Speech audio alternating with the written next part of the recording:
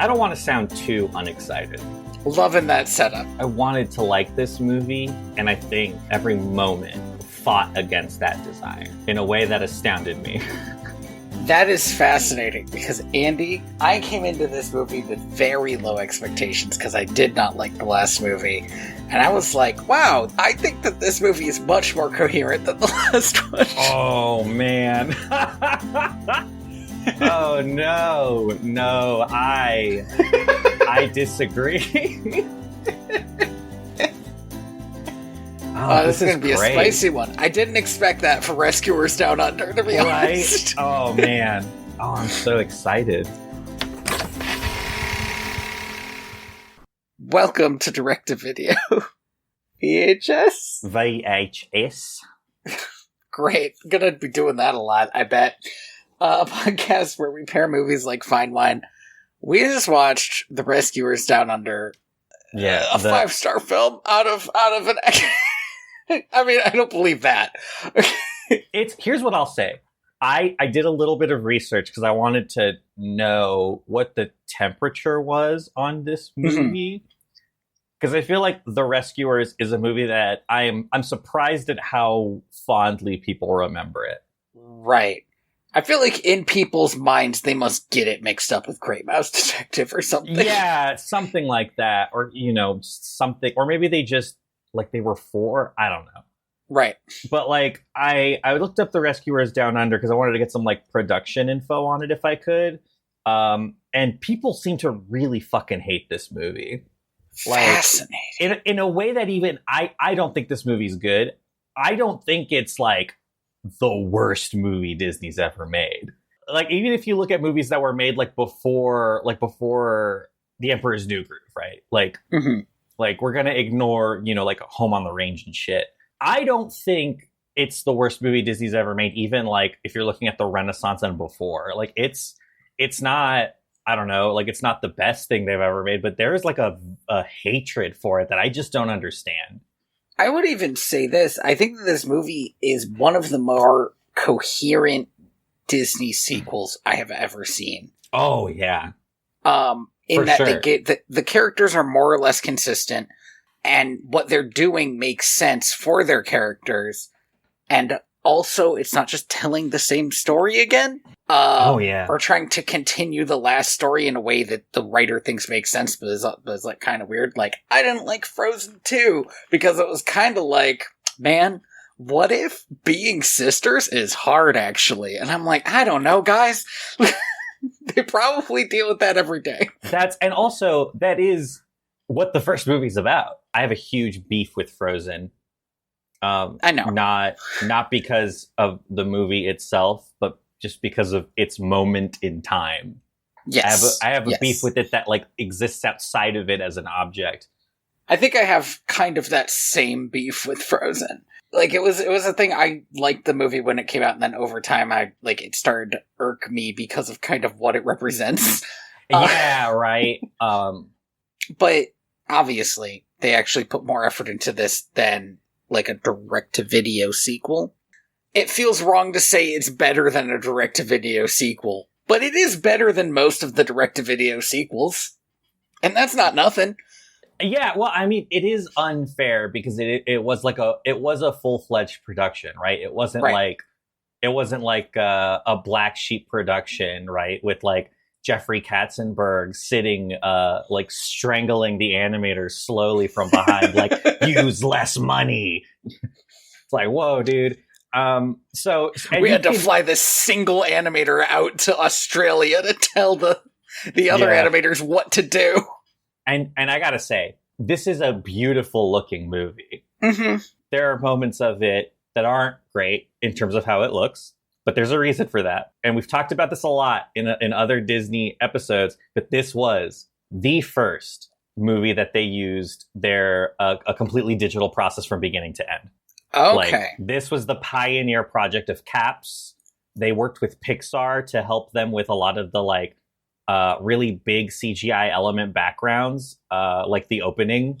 I remember looking at that opening and being Are we sure? It doesn't look bad, but it doesn't look great. Here's the thing about that opening, is I looked at that opening and I was like, I'm in for a bad time. This does not look anywhere near as good as Bambi. I didn't realize that was the comparison we were drawing. It's Disney. Here's the thing is this is the problem with having... Whoa. It's a sequel to the B-side movie that Disney released. Yeah. Yes. Here's the problem with having such a long legacy, right? Is every moment in a Disney film, there is a similar moment in a previous film that you can like make a direct comparison to. And sure. I didn't find this zooming shot wasn't it for me. I was like, like it's fine. Cause we start on this, was it like a prairie field? Or I guess we start in the air and then we zoom down and over? And we're like flying low over these flowers. It bothered me that the flowers don't even move in the wind. They're completely static. Yeah, because the camera isn't a physical thing. And I wanna be fair to you, because this was when I made my first note, which was not looking forward to this. Same. Yeah, no, I think I think my note was just oof.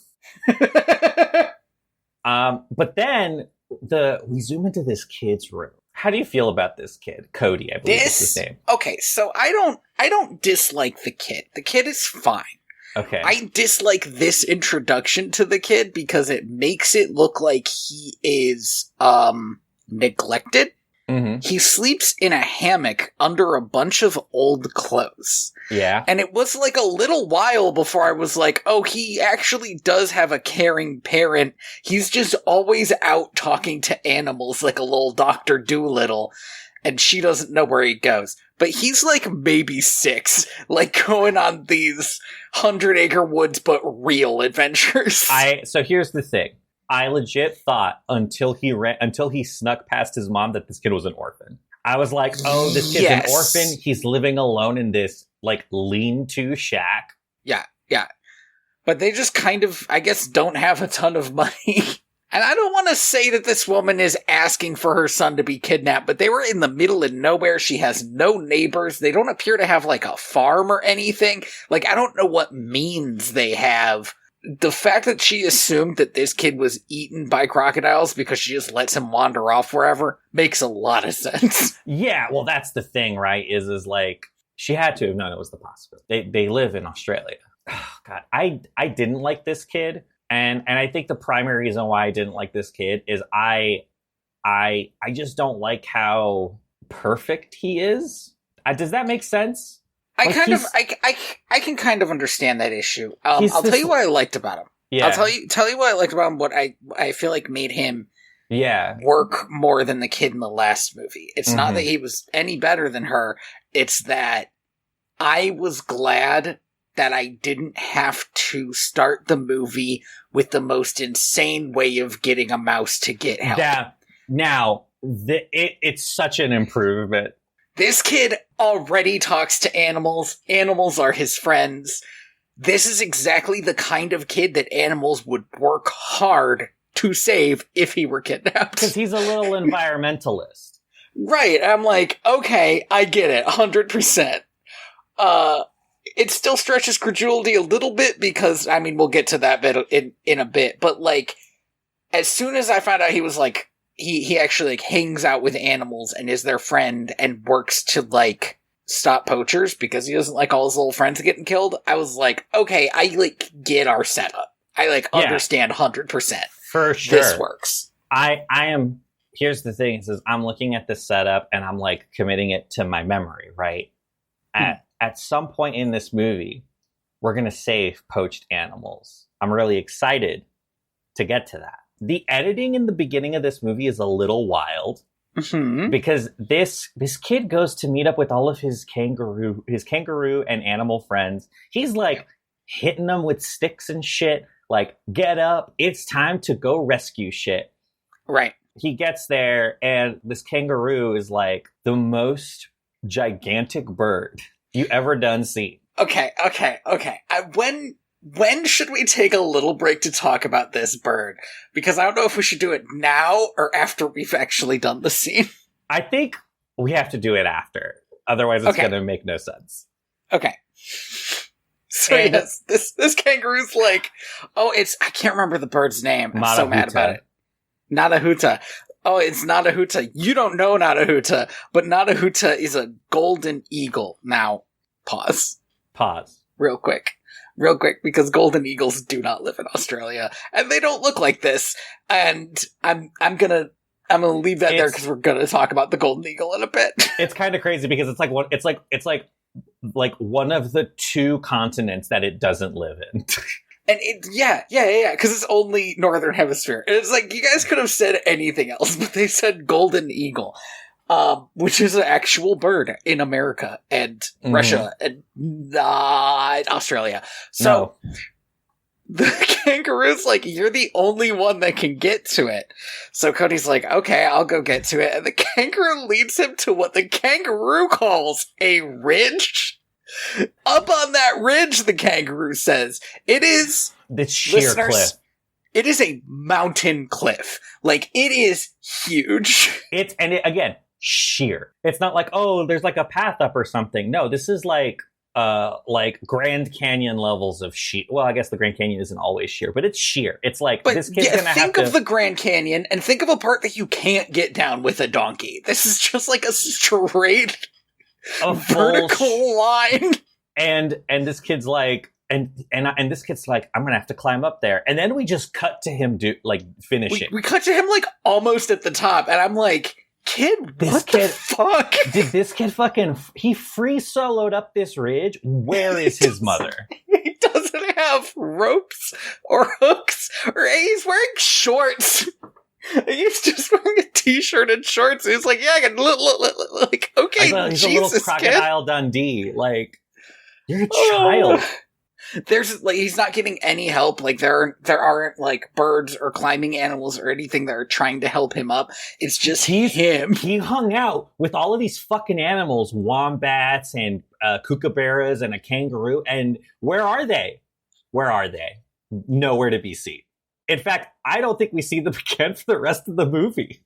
So this is the thing that is it's fucking wild about this movie. We will meet and then be essentially told to forget about multiple animal characters. That's just like, they're not important anymore. They're not in the scene. Move on.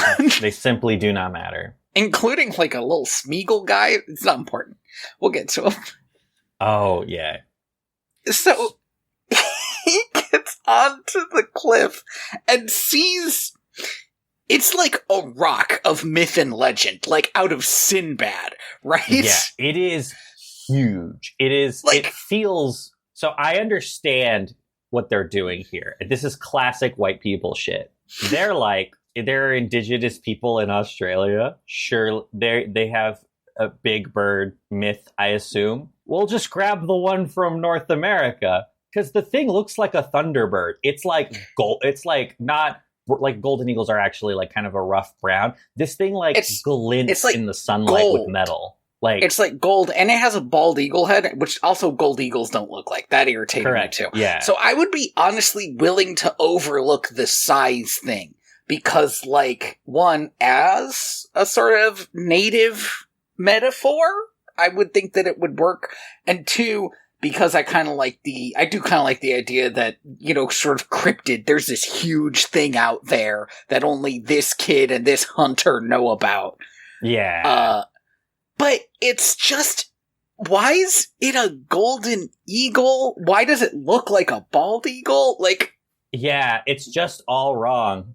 And here's the thing. It is one of the most beautifully animated parts of this movie. This is the other thing though, it looks so cool. It's so sick. It's like the size of a fucking like small sedan. It's like a griffin. Yeah.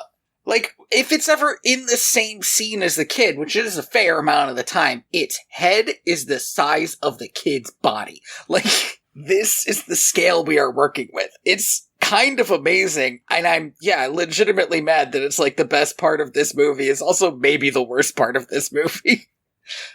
So because it was so distracting to me that it's like it's a bald eagle and they keep saying golden eagle and both of those are wrong. It's wrong. It's just completely wrong. So this kid goes up, he gets his little Swiss Army knife, which I thought we were going to get into. I thought we were going to get a whole thing about this Swiss Army knife. It was so prominent at the beginning of this movie. He just like, uses it for cutting stuff. It's just really useful. It wasn't like a gift from his dead dad or anything. Right, that's what I thought we were going to get into. So he cuts the bird free, and at first I'm like, and the bird just, in fear, right, knocks him off this cliff. And you kind of think this is where he's going to get in trouble, right? Yeah, where is his mom? But instead, where is his mom? But instead, he has a magical adventure where this bird snatches him out of the sky. There is like 5 solid minutes of probably the best animation this movie's gonna pull off. Oh man, when they cut through the clouds, yes, and absolutely. You can see the bird's wings. This is so expensive. But, like, the bird is, like, cutting right above the cloud line, which means every time it flaps its wings, it, like, cuts into the clouds, and then when the wings lift up, it, like, brings cloud up with it. It looks so good. The bird is, like, letting the kid ride on his back. He drops the kid and grabs in his talons and is, like, showing off. They have to be, like, a mile off the ground. Like, they're He's so stunting. High. And he, like, tickles the kid at one point, and I'm like, nah, yes. that's a stab wound. He Christed this kid. No way. Not okay.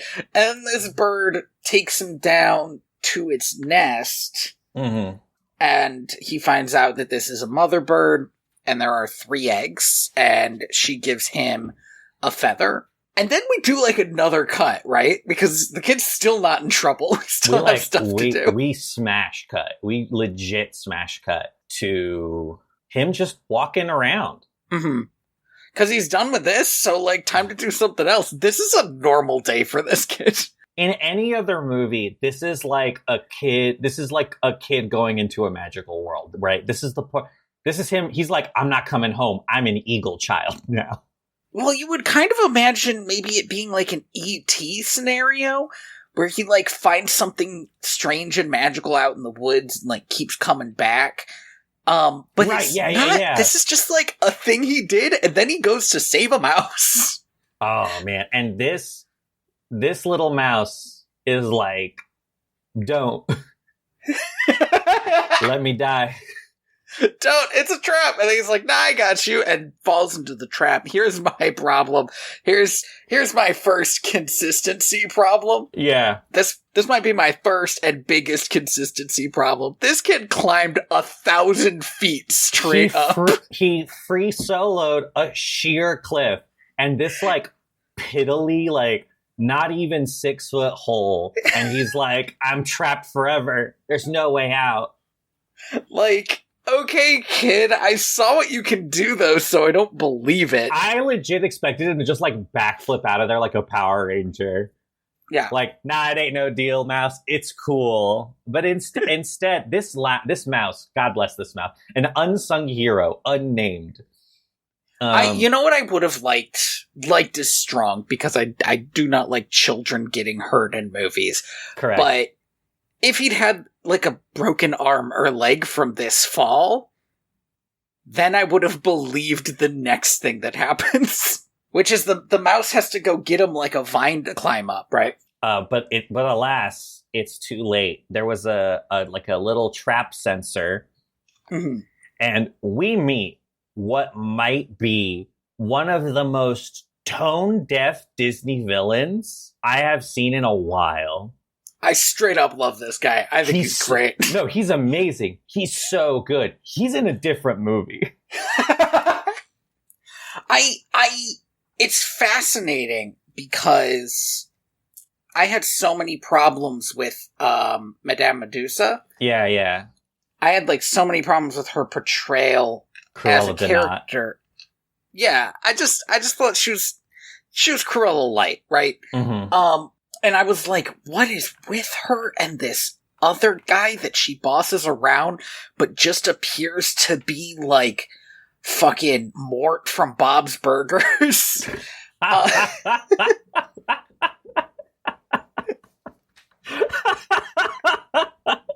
Yeah. Yeah. She really does, yeah. I was like, what's even happening with this? And this guy, he is consistent in his thoughts and feelings, and how frankly menacing he is the whole time. He reads to me like a late 90s, early 2000s Disney villain, like a Clayton or a the general from Atlantis. Yes, yeah. Well, he comes from that. He clearly comes from that DNA. He seems to be the prototype for it, right? Yeah, because he predates both of them by like almost a solid decade. And here's what I'll say is he is consistently, he makes them both look like nothing. He is consistently more. Here's the thing. I think it's because we get to spend time with him. We don't get to spend time with him. Yeah, we don't spend time with either of those other characters, and we spend actual time with this hunter McLeach. We spend actual time with this hunter McLeach, and I know exactly what makes him tick, and it's real basic. He doesn't. I want to say something. He doesn't want to hurt this kid. He's pretty amoral about it. He doesn't want to hurt this kid, but he will. He tells the kid to get out of here, and his pet what do you call it, a Komodo dragon had dug this nest, but dug this hole, and it wasn't his hole. It's fine, get out of here. And this kid, this fucking idiot. Oh my god, this is the thing about this kid is you got to pick your battles, man. Yes, because here's the thing about this guy is all right, there's a moment in the last movie where Madam Evil, I forget her name. You just said it. Medusa. Madam Medusa grabs a gun and just points it at a kid. And I was like, whoa. This is not what I signed up for. This guy is driving a fucking Mad Max truck. It's Australia. Yep. They just call it a truck. Yeah, I just assume things are like that there. I don't know. Yeah. But he drives this Mad Max trucks up, and he sees that the first thing he does is he points a gun into this hole. And when he sees it's a kid, he doesn't move the gun away. Instead, he's like, hey, kid, grab onto the barrel of the gun so I can get you out of here. And I'm like, this guy sucks. This guy sucks. This guy sucks so bad. And you get the sense very quickly, this guy isn't poaching for money. The Wikipedia here says that he's doing it for money. I don't believe it. This guy is in it for the game.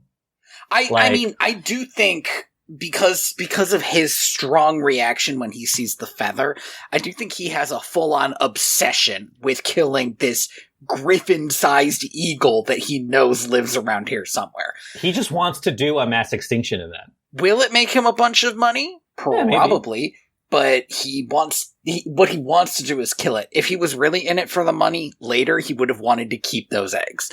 But he doesn't. He wants them gone. McLeach is voiced by the legendary George C. Scott, who is possibly one of the scariest actors Hollywood has ever produced, just in terms of everything he's ever done. He's just a terrifying guy. There are multiple actors who worked with him who are just yeah, I worked with him. It sucked. I was scared the whole time. He's terrifying. and people would do interviews with him, and he's like, I'm just a really quiet guy. But he is acting his heart out. Again, he's in a different movie. So he tells this kid to leave, and this kid's like, you're a fucking poacher. I'm going to turn you in. The thing is, I honestly think McLeach might have still let him go if he hadn't seen that feather. The feather, I think he might have still been like, yeah, kid, turn me in, and then just left. Because he thinks he's more clever than all the Rangers who theoretically want to stop him. Yeah. And he must be, because we never see a Ranger be any help at all to this kid. His lizard sidekick. Gosh, I should have written down names. Joanna. Joanna, voiced by Frank Welker, attacks this kid because it sees the little bait mouse in his backpack. And at first, McLeach is like, you stupid fucking lizard. You stop attacking the kid and just let him go. But then by accident, the golden feather like pops into the Joanna's mouth, and he's like, oh ho ho ho ho. And just in case you didn't know that this guy was evil as hell, he decides. I love that. Unlike Madame Medusa, he doesn't have a moment where he's like, "I'm gonna try to charm this kid." No way, nothing to it. He pulls out like a dead feather. You can tell because it's like a muted, sad gold color, and it's also all fucked up. Like when you brush a feather the wrong way. Yeah, and then he's like, I also got one of these, and I got it by killing the dad. Oh, and then he like draws the feather across his neck, and I'm like, what the fuck, dude? Amazing. None of this is necessary. And then he kidnaps this kid. Yeah. He kidnaps this kid. This kid's like, they're gonna come looking for me, and he's like, oh, I know. And then he throws this kid's backpack into like an alligator pond, and that's it. And then finally. So this little mouse, and again, this is like this is the thing that I think is most improved over the last movie. For sure. Because in the last movie, Penny, our heroine, she just like puts a note in a bottle and kind of chucks it. Yeah, it's just like hopes for the best. And this one, this mouse goes to send a telegram, and we can see the telegram going to other mice who are either like manning downed planes where nothing works but the telegram machine, or like the ones in Hawaii who are just spying on the humans at the telegram machine, which was a fun bit. I enjoyed that bit, that they had to like fake a call to get the human to leave so they could relay it to the mainland.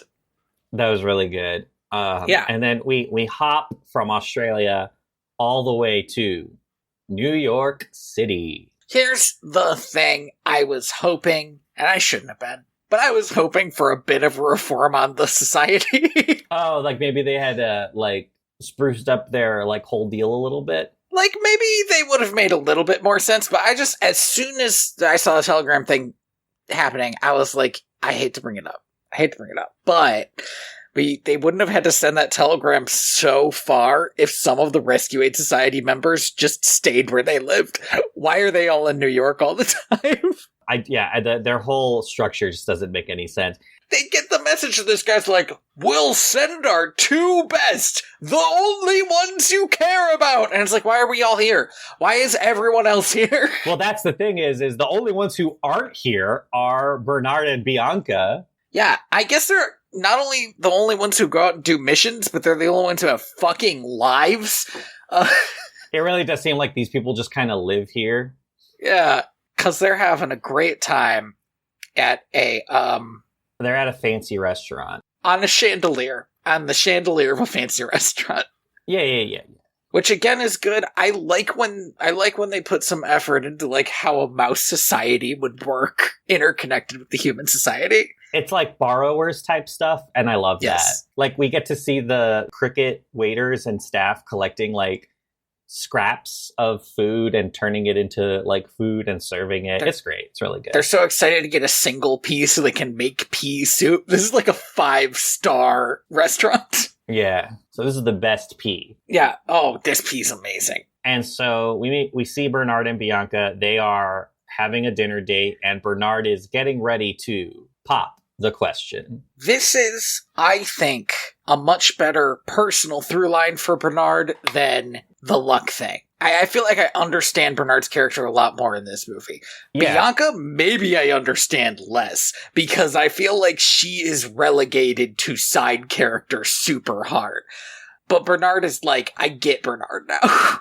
I don't know. It's so rough. On the one hand, I agree, but on the other hand, I do find Bernard like more annoying in this film because he's a little too incompetent. I get that. I understand that, but I feel like that was probably what he was always supposed to be, right? He's the bumbling one. Yeah. It's just that we only focus on him, really? Like, we don't have any focus on what Bianca is doing. And the point was always supposed to be, I felt, that Bernard is kind of bumbling, kind of incompetent, and Bianca is like halfway like super lucky and halfway just like completely unflappable, so she's really good at her job, and they somehow balance each other out this way. Yeah. But they essentially kind of remove her so there can be a love triangle subplot, which is never my favorite thing. This is the least effort that has ever been put into a love triangle subplot. It did highlight how bumbling Bernard is, though. Mm-hmm. It was kind of nothing. They felt kind of vanilla, I guess. Watered down, maybe, but maybe that's just because we spent a lot more time with the village. Due to a series of improbable mishaps, Bernard doesn't get to, or believes that he has asked Miss Bianca to marry him, and she's like, "Well, of course." And he's like, "Oh, great. When do you want to like wait till maybe do something in April?" And she's like, "No. We have to leave tonight." Right, because she's talking about the mission, and he's talking about getting married, and isn't this a delightful misunderstanding? Isn't this a delightful misunderstanding? So they accept the mission. Obviously, Bernard is a little crestfallen. It is the middle of winter in New York. I like this detail, the fact that it is the middle of winter in New York. Seems like a bad winter, too. Like, I'm surprised there were that many people at this restaurant. There's like a terrible snowstorm that's blown in. This is not important for any plot reason. It's just like, it's color. And I do enjoy that. Because it's summer in Australia, right? Absolutely. And then we get a little too much color, I think, with Wilbur.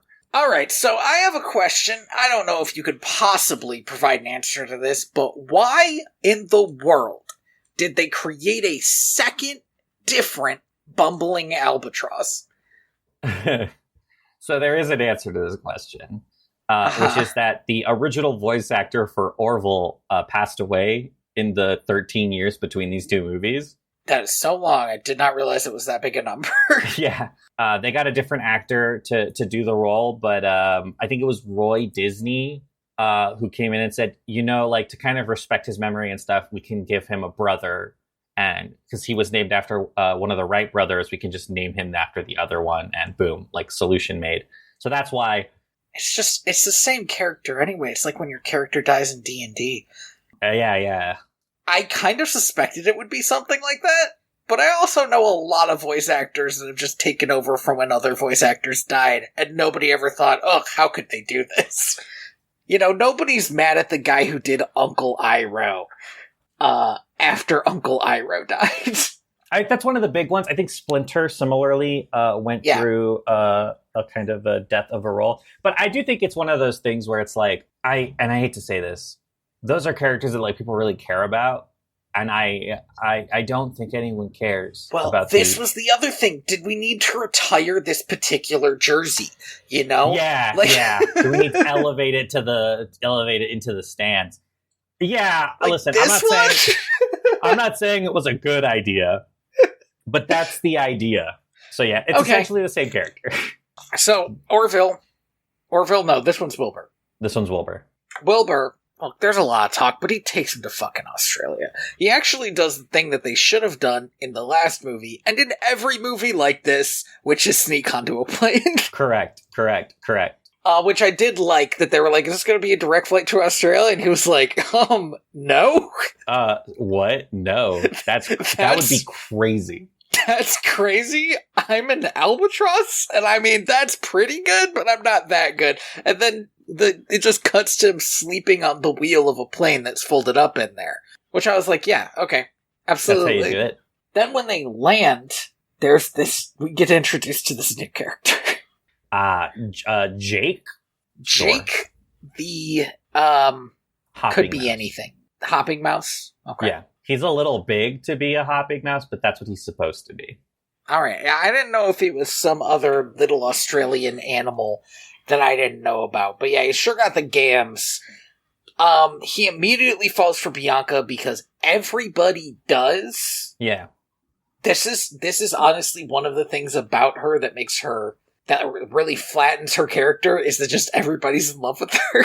And they could have done this in a way that made her character more interesting, but they didn't. Because her reaction to it is to just not. She just doesn't. She just doesn't react to the fact that everybody's constantly falling in love with her. Kind of makes her feel like she's like half asleep the whole time. Yeah. I really don't know what they were doing with her character in this film, but he falls in love with her. Bernard is immediately jealous and kind of left behind a little bit. The moment, also at one point, he refers to Bernard as her husband, and she's like, "Oh, we're not married," and he's like, "Oh, ho, ho, ho." So the weird thing about that moment, and then if you follow it through to the end, I think he thinks she's single because she doesn't say, "We're not married, we're dating." Yeah, we're like a thing, though. Right.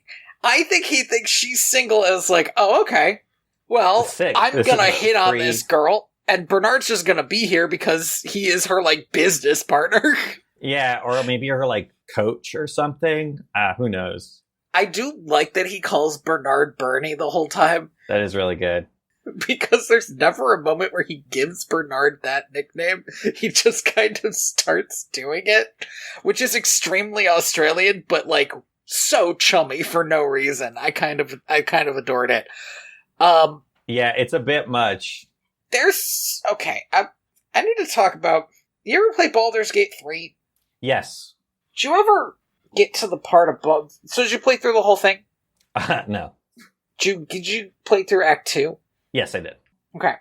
Do you remember the part where it essentially becomes a Souls game?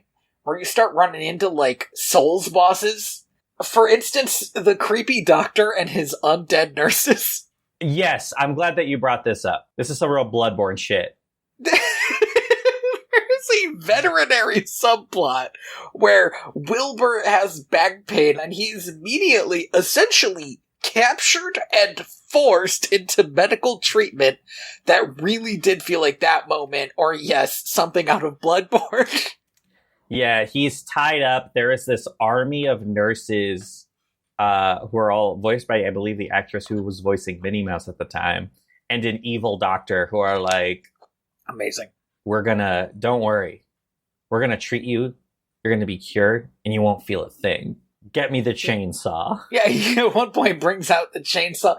This whole scene, which is actually cut up over multiple scenes, I assume is just to take Wilbur out of commission for an amount of time. But as it was happening, I was like, why the fuck is this in this movie? Why? So in the last movie, he just leaves, right? He's like, because he's a plane. He's like, I got other shit to ship. But for some reason, and I thought maybe he was going to come back in a way that mattered. No, he doesn't. So there's a bit where I super thought he was going to come back in a way that was like, yeah, now let's go save everybody. But he nope. Yeah, so just know that while the rest of this movie's happening, occasionally we cut back to this albatross being tortured by mice. Bernard, Bianca, and Jake just kind of start making their way through the outback, and we're going to leave them there because there's not much to say about it other than, like Jake's hitting on Bianca the whole time. Bernard makes like a little stinky face at the end of the scene, like, oh, I don't like this, but what am I supposed to do? It's not like we're married. And he'll gaze forlornly at his ring, like, oh, if only I was brave enough. Right. And Jake is also just like, he's getting them through the outback. Like, if they didn't have him here, they'd both be dead. Hyper competent. He's like getting snakes to ride. He's essentially being like Crocodile Dundee out here. Yeah. Like, you Americans. Yeah. That this was inspired by that movie? I'm not shocked to know that. In fact, that really does explain why they lean so hard into Jake, not only as a character, but in the, like, unlike posters and stuff, he's, like, front and center, even though he is still a side character in the movie. He really does not matter. But yeah, he's getting them there, and now we're gonna cut back to, what the fuck is this kid's name? Cody. We're gonna cut back to Cody, probably for the rest of this discussion, because that's where all the interesting stuff is. So, Cody's been kidnapped by McLeach. Well, McLeach first tries to, like, threaten him by throwing knives at him. Amazing. Good shit. And this kid's like, you'll never threaten me. So he throws him in a cage. With a bunch of other poached animals that he just kind of has around. I mean, I guess when it comes right down to it, once you kill them, then the skins will start to rot if you don't actually make them into something. This is why I think he's in it for the love of the game. Is because he just has he's got a koala, a kangaroo, a frilled lizard. The frilled lizard is, by the way, Smeagol for a lot of this for some reason. He also, and I cannot stress this enough, sucks, and I hate him. He's very annoying. He is kind of actually a classic Disney super annoying sidekick. Like the sidekick character that somebody was like, this one will be super fun, and he's not. He isn't. He reminded me a lot of the frog in Swan Princess. Swan Princess? Yeah. Yeah. It's crazy because we already had the fucking albatross. Yeah, like we have, like, perfect sidekick / ally characters for this kid. There's a bunch of there's like another animal in there, but God help me if I can remember what it is. There's so many, honestly. In a tiny room. So he throws this kid into the cage. They try to escape like 3 times. And yeah, so first they try to hook the keys, which comes very close to working, but Bianca finds out and destroys the hook. Yeah, the hook. Joanna. Bianca. Bianca showed up. Like, fuck you! It's our job to rescue you. No, you don't get to rescue yourself. Joanna comes in and destroys the hook. The lizard picks a lock with his tail, and he does a whole thing with the key again. And that doesn't work. I think that's it, actually. So 2 times. 2 times. But the kid does get out. Just his bad luck. McLeach is, like, back by this point. The thing that I thought would end that scene, by the way, would be him, like, making sure the kangaroo got the keys or something. But that doesn't happen. Right. These characters, and I cannot stress this enough, do not show back up, do not matter. These characters, maybe they're still alive, maybe they live to the end of this movie, we'll never know. We don't get to know. Here's another thing, is that around this time, we cut back to his mom. She's waiting She's waiting at home. And McLeach is listening on the radio. This is great. McLeach is listening on the radio, and it's like, the search for the little boy has been closed, as that we believe that he has been murdered by crocodiles. And then we see like a ranger, an Australian ranger, just like knock on her door and this is so fucked up, give her his shitty backpack. Yeah. Like, he dead, ma'am. And she starts crying. He dead. This is the last we see of her. You're right, we don't get to see her at the end or anything.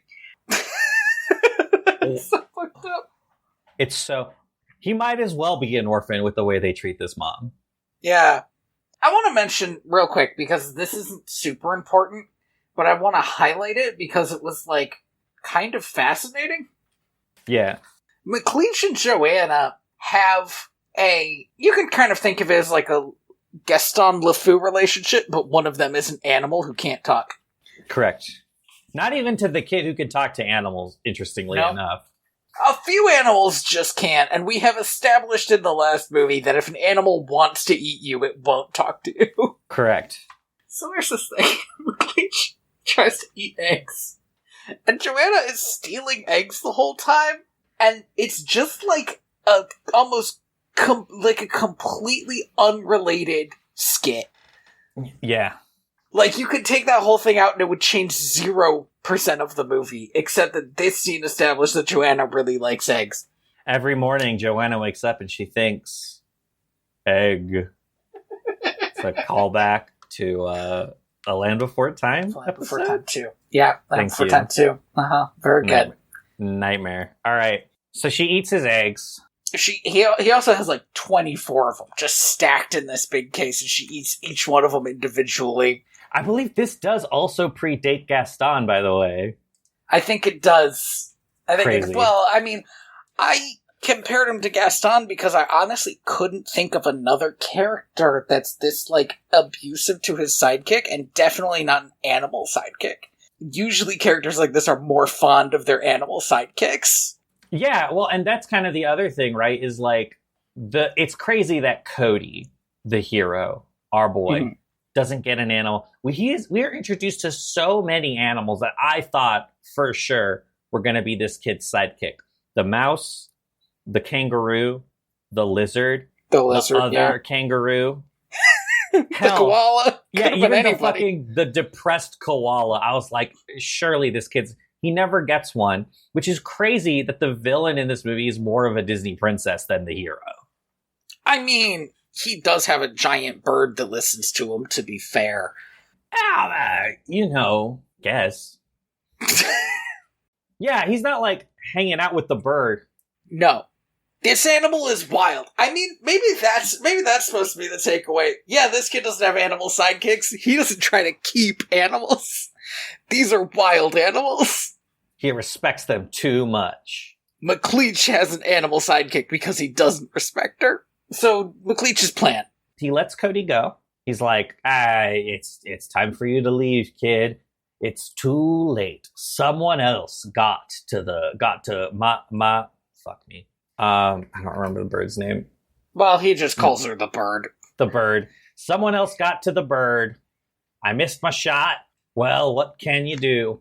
And the kid starts to leave, and then right before he's out of earshot, McLeach is like, I guess those little bird eggs are gonna have to die cold and alone. Fucking get him. Got his ass. And this kid falls for it hook, line, and sinker. He does. And the mice are here, and they hear that, and they're like, what is he even talking about? Because they don't know any of the backstory, they just know there's a kidnapped kid. They don't even know about the giant bird. No, they don't know any of this. So they're like, what? Eggs? Bird? And Jake's immediately like, this is a trap, somehow. I mean, I don't think it takes that much insight to be like, I've never met this man, but he's lying. This isn't a Basil moment. Yeah. It's just, he's like, this evil guy said something, I bet it's a trap. It's like, well, yeah, you know. I don't know. Have you met this McLeach guy? He seems kind of evil. Not like the world's greatest criminal mind or anything. Right, yeah. The world's greatest criminal mouse. McLeach must be a genius. Because he sneaks around, he's like tailing this kid in his Mad Max vehicle. It's like 20-foot long tank with a cage on the back. This has got to be the most rattly vehicle you have ever imagined. He's like, yeah, I'm gonna sneak up on this kid. And they're in the desert. They're like, there's nothing else around. Yeah, there's nothing else around. If this kid had just turned around, bright eyes, he would have seen the fucking thing. Like, I don't care how far away you are, you're hearing it. The Bernard, Bianca, and Jake try to hop on to the Mad Max truck, and shenanigans ensue. I admit that I fell asleep for a little bit here, and I woke up when the kid was at the Eagle Nest. So I don't quite know how Bernard got split off from the other two. Okay, so Bernard did not get split off from the other two. They all got there together. Okay. And they all get to the Eagle Nest together. Jake gets there... Cody gets there first, obviously, because he would have to. You know, the eggs are alive, and he's so happy. And the mice catch up to him, and they're like, Kid, it's a trap! And he's not paying attention because he sees the eagle. He's like, oh my god, she's alive! And starts, like, waving at her. And they're like, no, kid, we have to leave! You don't understand, it's a trap! And then McLeach shows up and points what looks like a fucking missile at this bird. It's a net gun, but it looked like a missile. I straight up was like, oh, okay, this is what we're just gonna blow up the bird. Nets the bird. Marahuta. God, Jesus. Cody, in a wild move that is also 100% completely in character, hops on this net and just starts cutting. It's just like... Yeah, trying to cut this bird free. This would have killed both of them had he succeeded, for sure. Absolutely fucking insane. But he didn't succeed. He and Jake and Bianca and the bird are all dropped into that cage in the back. Now, I think if I were doing rewrites on this, I still would have allowed Jake and Bianca to get out of there. There's no way this cage is made for holding mice. But they go to a lot of trouble to show, like, oh, there's extra netting, it can hold something that small. Right now, Jake and Bianca are considered fucking useless for the rest of the movie. Which you can say is, like, a good idea, because it's like, well, they were the most useful, right? Except that poor Bianca hasn't been doing shit. She's been sitting on her thumbs the whole time. Yeah, and this really is her shining moment in the movie where she's like, don't worry, Bernard's going to save us. And Jake's like, ooh, good bluff. That was a good bit. And she's like, no. Trust me. He's more competent than he looks. Which is weird because, like, in the last movie, Bernard never did anything on his own. No. You know, they did all of it together. I believe that she believes that together they can do anything. I don't know if she could possibly believe that Bernard could save them from this really ridiculously terrible situation on his own. But don't worry about Bernard, because Wilbur shows up. Actually, give me a second. There's something else that happens first, right? No, yeah. He captured all of them, and he sends Joanna to eat the eggs. Correct. Now, some the fuck how. I don't know how he managed this. Bernard is a quick thinker, apparently. He has buried the eggs really deep in the nest and put 3 egg-like rocks on top of them. Yeah. And Joanna does a pretty good head empty trying to eat the rocks for a while. I genuinely love this bit. I think the first egg, she tries to bite it and she, like, loses a tooth. And then the second egg, she tries to, like, scratch it open and files away her claws. Yeah. And then the third egg, she's like, I'll just eat this one whole. And it just doesn't work. I don't know if you've ever seen like a seagull trying to eat a fish. It's horrifying. And eventually she's like, fuck these eggs. Fuck these fucking eggs. Just pushes them off into the chasm. It just goes to show you that some dreams don't come true. So then they leave. And Wilbur shows up. And I'm like, okay, well, now they're going to be able to catch up to this truck, right? Nah. Somebody in the writing room was like, these eggs are going to get cold. Stupid. So dumb. We gotta have some way to make sure the eggs don't get cold. And guys, I wasn't even thinking that. And to be honest, I think these eggs are so close to hatching, they'll probably be fine. If you just, like, buried them again and let them keep each other warm. Keep them buried. What? Why are we doing this? Well, and we're doing it because Wilbur would be too good of a solution at this point in the film. Yeah, I guess. The 77-minute runtime. Don't talk on a 77-minute runtime. We live for 77-minute runtimes in this house. That's what I'm saying. I'm like, well, why are we doing this? Like, it's going to take the same amount of time to animate him and the bird getting there. Wilbur's stuck sitting on the eggs. And now, because of this, how did I just lose his name in my head? Bernard. Bernie. Because of this, Bernard is, like, way behind and has to catch up and uses one of Jake's tricks of just being mean to giant animals to get a boar to carry him the whole way. To be fair, this boar just woke up, like, half asleep. If I was half asleep and a mouse grabbed my nose and banged my head into the floor, I'd also be a little out of it. He rides this boar after them, and the music is triumphant, like, oh, you know, he's finally doing it. He's coming into his own. This 40-year-old man. Like he's a old man who's been doing this job for, like, a while and is the one of 2 people who is canonically good at it. Like, correct. This is truly the best part of the movie. McLeach is like, I gotta get rid of this one. And we already have the perfect alibi.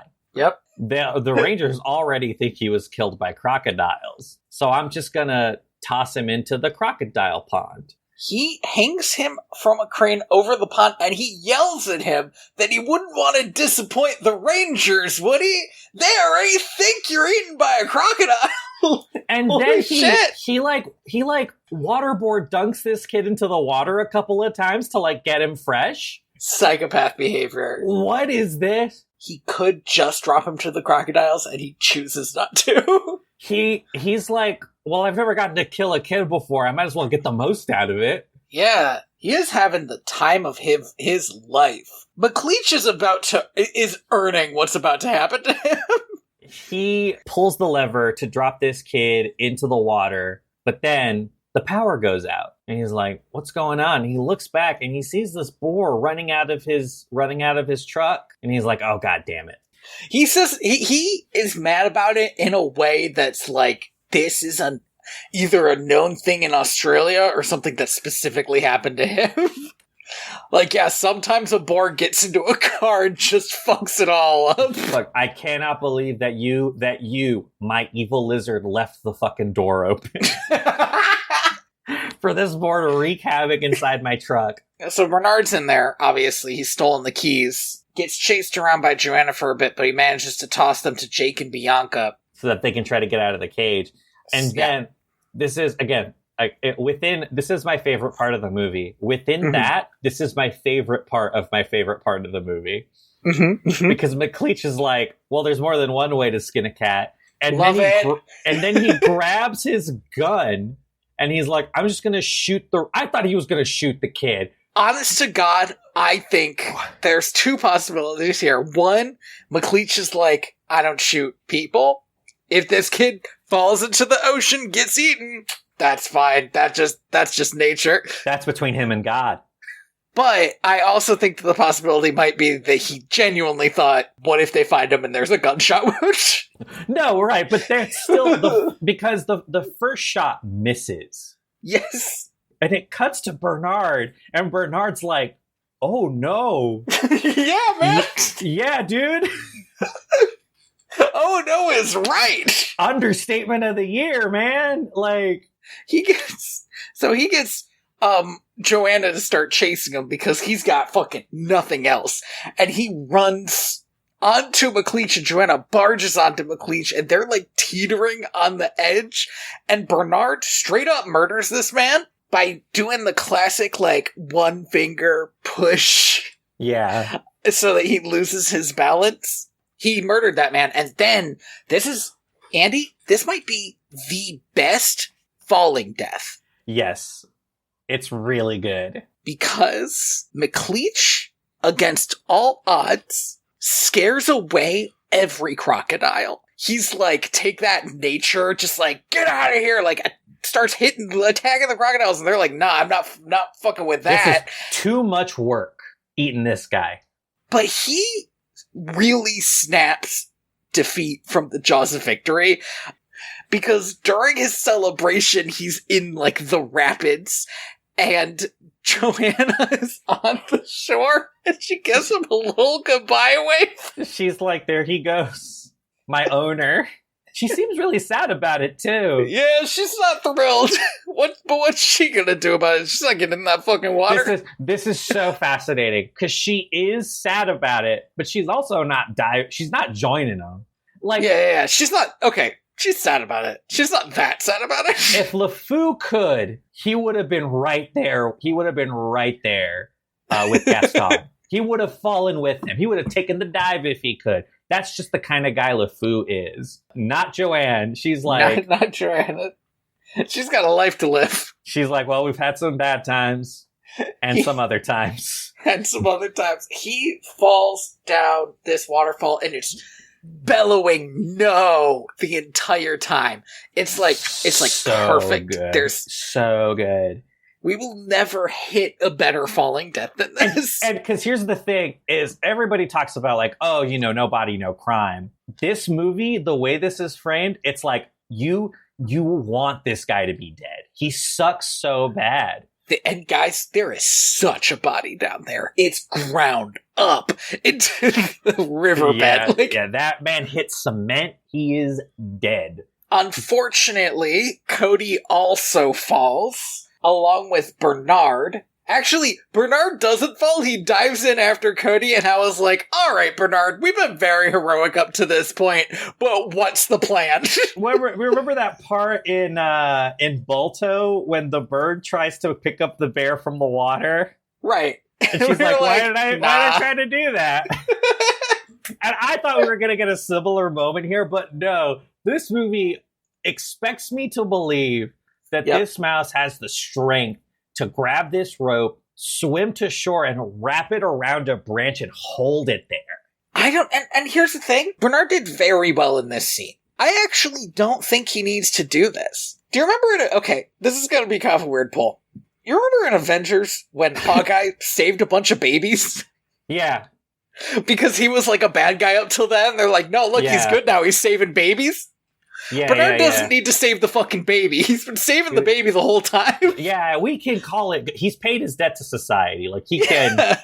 Cool your heels a bit, bud. Or yeah, if it was played a little bit comedically and he fell in and was like, what did I think I was gonna do? I would have enjoyed that. But he manages to stave off Cody falling to his death for long enough for the bird to get out. Yeah, Jake and Bianca free the bird, and then Cody falls off the cliff. The bird dives after him and catches him, and all the animals are safe. Cody is safe. They're flying through the air in like the beginning of the movie styles. They're all happy, flying up into the golden sun. Bernard's like, in what seems like an adrenaline rushed moment, like, before I forget, Bianca, will you marry me, please? I've been through so much. I almost died. You almost died. Not as much as I did, but like, enough. I almost died. You almost broke a nail. Yeah, I killed a man. Which I don't think they're the rescuers, right? They're not like ninja assassins. They're gonna have to work through that. Yeah. This is not a normal day at the office. He's got to go to counseling for this. And then the movie just kind of like ends, right? It's just over. We don't even get a wrap-up scene. We do get a wrap-up scene. It's the worst wrap-up scene. It's we cut to fucking Wilbur sitting on the eggs being like, when is anybody gonna come back? I mean, presumably what's-her-name's gonna come back eventually. And then the movie ends. And it's like, listen, we're 3 minutes short of a full 80. What we can address the mom. What's going on with her? There could have been a wrap-up scene where he went to see his mom and just like hugged her, or they did like him and his animal friends, or the baby's hatching, or any of that, and they just didn't. We could have even done just like a radio over of like, against all odds, the boy has been found alive. Just like they did with the first one, where they watched it all on TV later. Yeah, something. But none of that happened. It just ended pretty abruptly. In a way that I didn't... It's not like I hated it, because like I said, I think that climax is actually very good. It's truly... McLeach is like up there as one of the best villains Disney has ever come up with. But like, I was really baffled that it just kind of like, and we're done. Everybody out of the theater. It felt a little violent. Yeah. Like, what, do you want a movie with an ending? You get it. You want us to animate an ending? Come on. Look, the kid's not captured anymore. Yada, yada, yada. You understand. Let's move on. Come on. They get married. Shut up. Go home. Oh god, the fact that we don't even get like a wedding or anything, it's crazy. Well, they kept that for the third one, but this one didn't get good enough reviews. No, well, actually, here's the thing: is this movie got amazing reviews at the time. Of course it did. Okay. At the time, people were like, generally favorable.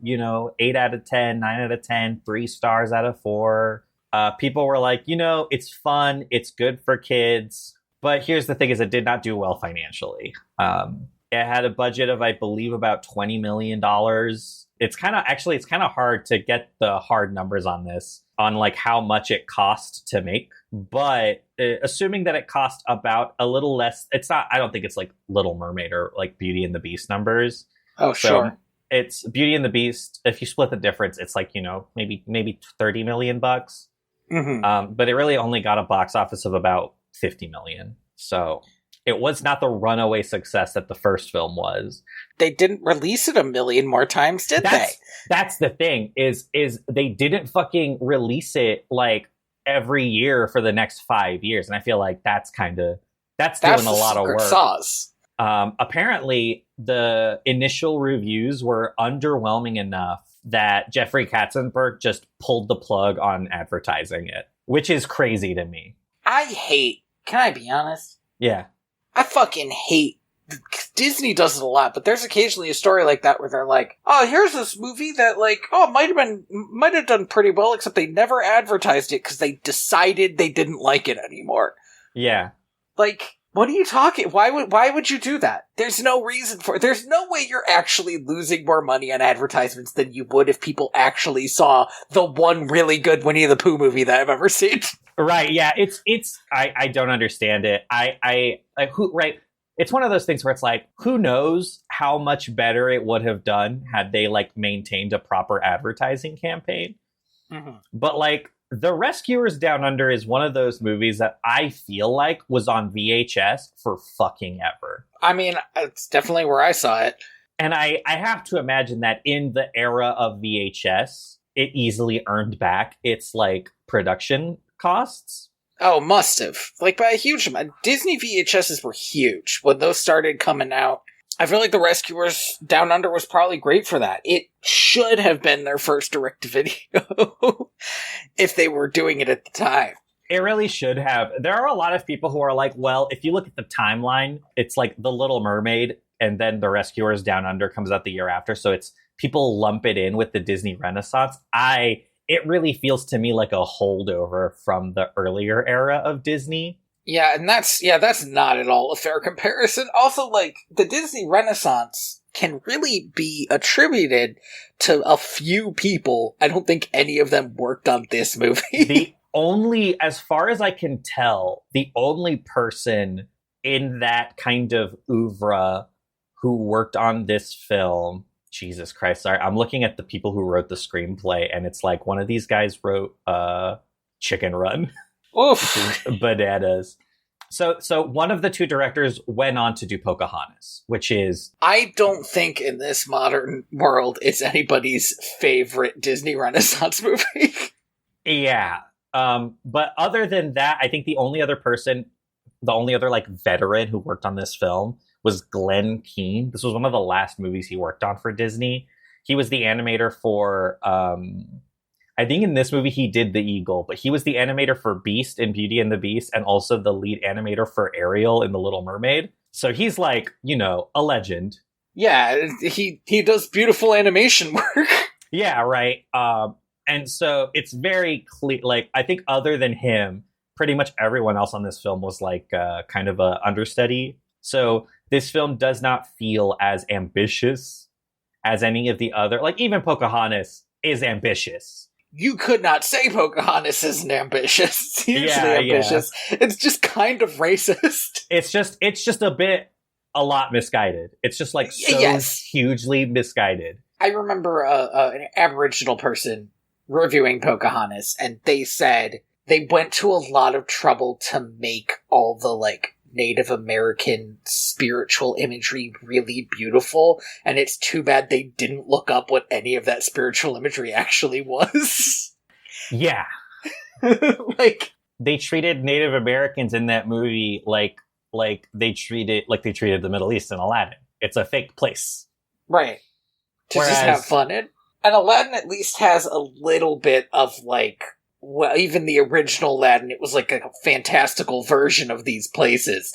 But Pocahontas was a real human. That's the thing that I could never get over. A real human being. A real human being who, like, actually had this happen to her, and not at all in the way they depict it. But it was ambitious, and I don't think this movie fits into that oeuvre, because, like you said, it doesn't have any of those people working on it in that way. It's a sequel to a thing that came out over a decade ago. These kinds of things are hazy and fuzzy, and it's clear to me that The Rescuers Down Under has more in common with Oliver and Company and The Great Mouse Detective and that era of Disney than it does with the things that were coming out around it. And that's fine. It's like, it's okay. It's okay. It's okay, but it does hit the real problem that I still have with The Rescuers and might always have, is that The Great Mouse Detective is such a fucking good movie. It's so good. It's amazing. Oh, I should say also that Glenn Keane also animated Ratigan. Of course he did. Of course he did.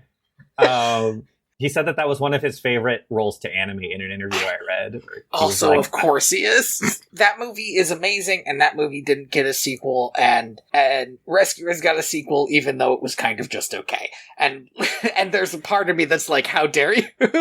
No, yeah, I mean, it's wild that was the choice. I mean, even looking back, like farther back, like The Great Mouse Detective came out so much sooner. But like, there are so many other movies that you could ostensibly do a sequel to, and The Rescuers is just such a weird choice. But alas, I didn't like this movie. I would say that I give this movie like a kind of like, I don't think it's terrible. Like I don't think it's like the worst movie I've ever seen. I don't even think it's the worst Disney movie I've ever seen. But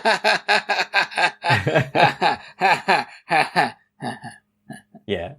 I was gonna say Crongston Groove, but honestly, the one pushing it is also Little Mermaid 2, which is the most nothing of a movie I have maybe ever seen in my life. Are you thinking of The Little Mermaid 2, or are you thinking of The Little Mermaid 3, the prequel? The prequel has more going for it than 2. It's a bit SpongeBob, but that's okay.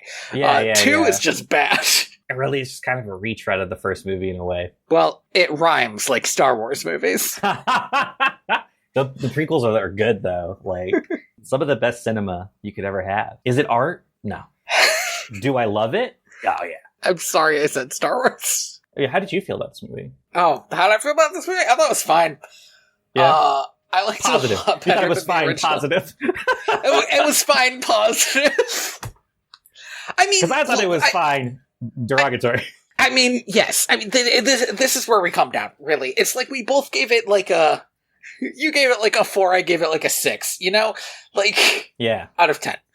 Where it's like, is it totally working on what it's trying to do? Probably not. It's like, it's not as good as the other movies that were coming out around that time, but I liked it better than the original. I really enjoyed the villain. The villain is very good. I liked Bernard a lot more because I felt like I got him. I didn't like Bianca, but I didn't like her in the original either. I rather enjoyed her, but I think maybe that might just be like my love for her voice actress, Ava Gabor. That's fair, but if you go back to my opinions on the last movie, I don't like either of these fucking mice the whole time. So at least this time I'm like, I got to watch Bernard murder a guy. That is true. It's pretty sick. Thank you for listening to Direct to Video VHS. VHS. We actually didn't do a lot of Australians accent this episode, and do you know what? I applaud you for your restraint. You have no idea how much I wanted to do it. A little goes a long way. Right, exactly. You can find me on TryRightTrueEvents.org. Oh, I want to share this because I'm going to immediately stop talking about it because it's not that cool, but I thought it was very funny when it happened. Yeah. I was a finalist for a writing award. Yeah, I saw this.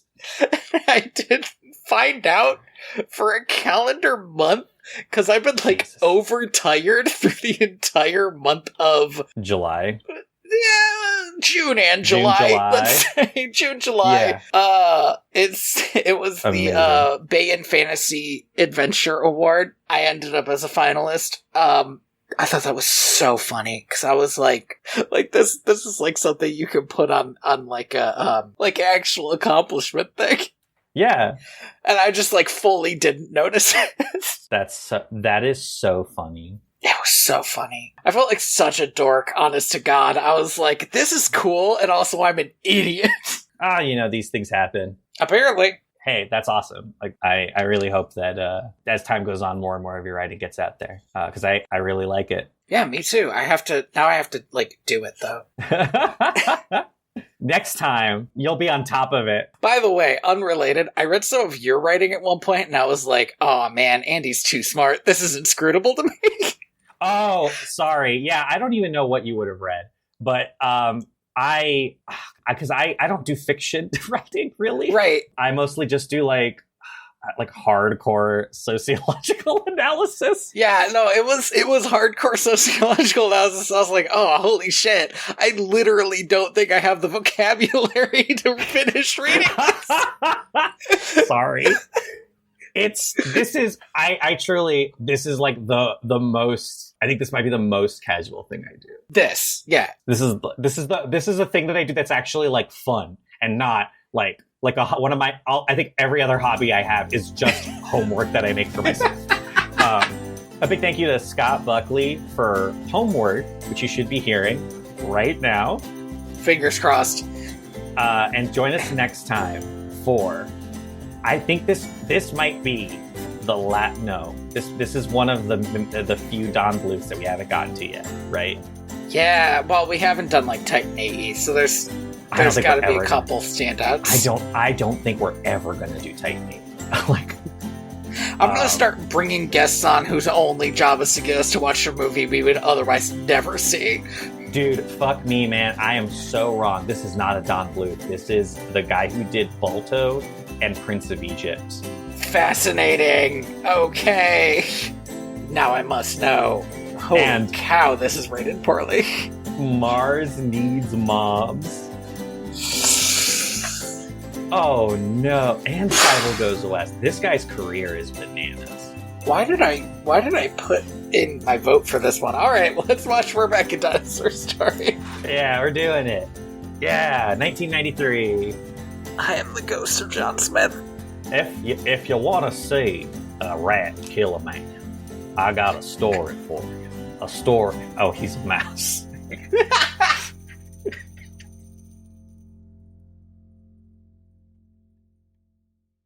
Anyway, I'm gonna cut out a lot of Star Wars shit. You're right. We have to stop. Particularly if I'm gonna keep the Mulan shit, which is still a toss-up. Yeah. We're gonna erase it. We're gonna pretend it never happened. We're gonna have a clean cut point here.